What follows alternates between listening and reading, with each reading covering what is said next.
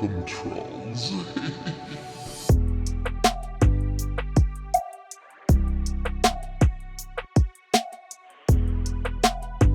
First sees all.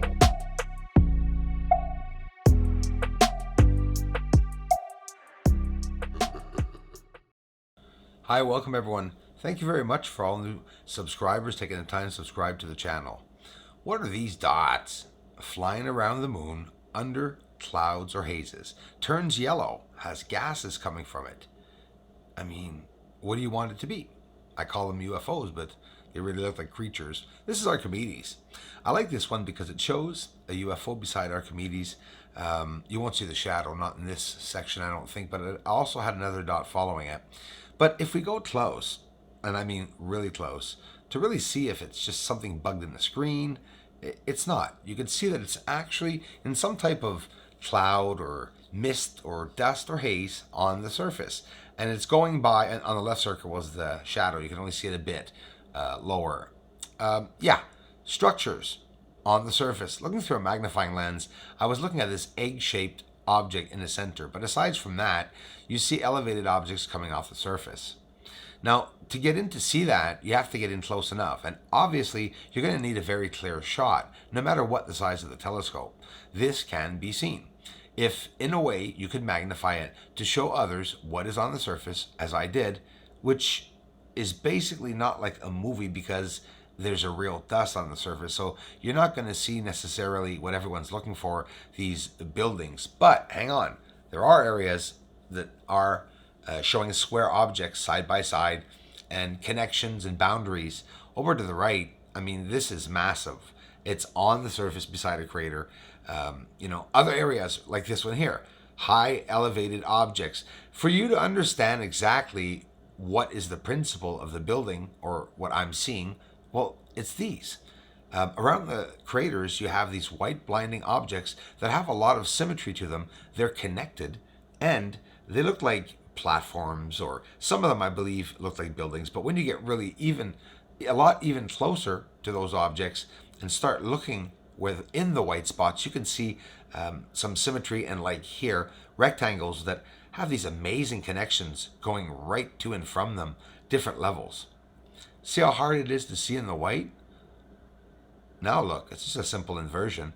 Power source again, lines, and actually very highly elevated objects off of the surface that are showing us, some beautiful structuring, even if we don't know that these are recent or not.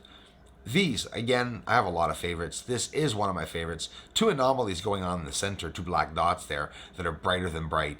A square object here, miles wide, high elevated object, but hang on. There's a bridge or connection, corridor. I like saying corridor because it's just a straight path going to it, two lines. And it could be two lines or that black line in the center. There's Copernicus right on the top there. So you could actually see it. So what we're going to do is change the color for you to see it. We're going to get it darker. So there's no trickery here. It's by descending the exposure really simply. You'll see what the filter, what it's going to do. It's going to bring the objects on the surface clearer to you. There's no pixels seen here because pixels is a layer over top of the image, and you'll see a lot of square pixels. Here, exposure taken down. Further away, don't wonder why the square is smaller when I'm showing it to you and that we're not as close, because sometimes, most of you know, when you look further away from an image, you can see a lot clearer. But again, sometimes it's hard to see the details, and that is why I like zooming up. I know most of you really appreciate it when I zoom in close, even though it is a little blurry. It's not me making it blurry. It's actually a very good effort to get these images. Look at that. There's a blur on the surface. It's not hidden. Every scientist knows, just most of the trolls on YouTube that think that they know a lot about space really don't. I'm 5 years into researching this, guys, and I'm still learning. There's so much that you have to learn. You have to be good in physics, be good in math. I mean, it's just never ending. All these different fields that I'm, looking into and learning myself. But as I'm learning, I'm sharing with you all. Manalus crater. Not far from the Hyginus crater, which is over to the left. We're going to see some nice images in this video. We're going to see again, as always, some proof that there's definitely some construction on the surface. This area, listen, we're in the Apennine Mountains, y'all, okay? And it's one of my favorites because this is like Grand Central. Look at the connections that are there on the surface. Hard to see. We'll bring down the exposure slowly. It's never easy to see this, okay? And it'll be even harder minus the filter, as you'll see right after this. But it's these areas on the moon that have these lines. But now this area is so interesting because all the lines are running together and meeting up right there inside of the Apennine Mountains. You can clearly see it. It's like white on white. As hard as they are to see, we're still seeing signs of them. Look at that, tunnels and lines right there inside of the Apennine Mountains. So what are we seeing? We're seeing lines running to and from the craters all of the time. And now we find these areas, and hey, this is high up. This is just 10,000 feet under Mount Everest, guys. Check out along the Terminator line, the high elevated regions where you could see all these bumps and higher and lower regions. So it's like literally we're looking like in the Grand Canyons, right? That's basically what it looks like. And you don't see that when you're looking at the moon. Because if you're not filming along the Terminator line, you're basically not going to see any elevation at all. I'll get into that further down the video there, explain foreshortening and the reason why two moving objects will give one viewer on one of the moving objects an optical illusion that all the objects on the moon, even the high ones in mountains, look very low. This is one of my favorites. The areas, this is Mare Serenitatis, Apollo 17, just over to the right, which is Mons Argus. To the right, you see all these bumps and lines. But there's a rectangle with a monolithic object standing up right where aligned with that arrow. I don't know if you can see it well enough. I mean, look around. The colors, the browns, the greens. The moon is not gray. We see it gray from a further distance. And like I mentioned, I think even in the last video, who says the Earth is not gray looking at it from the moon? How could it be so colorful and not see any disturbance or any atmosphere between it if it's so... Oh, hang on. Maybe the disturbance is on the surface of the moon. There's the rectangle. I mean, nobody needs an arrow. But I'm going to put one up.